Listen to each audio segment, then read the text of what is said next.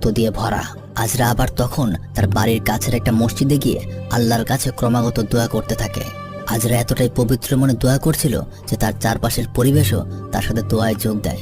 এদিকে আজরা যখন মসজিদে দোয়া করছিল, হালে তখন তার পুতুলের সাথে কথা বলার রুমে গিয়ে পুতুলের মুখটা কাটতে থাকে এবং বলতে থাকে, তুই সবসময় সাথে মিথ্যা কথা বলিস।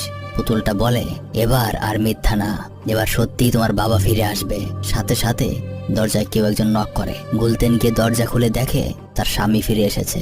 হালেও সাথে সাথে সেখানে দৌড়ে আসে এবং দেখে সত্যি সত্যি তার বাবা ফিরে এসেছে। কিছুক্ষণ পর আজরা যখন বাড়ি ফিরে আসে, সে রুমে ঢুকেই দেখে তার রুমের সামনে দুটো চেয়ার রাখা। সে পাশের রুমে গিয়ে দেখে তার মা এবং ভাবি দাঁড়িয়ে আছে।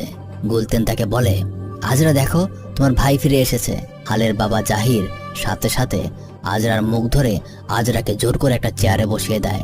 গুলতেন গিয়ে আজরার গলায় একটা অজ্ঞান করার ইঞ্জেকশন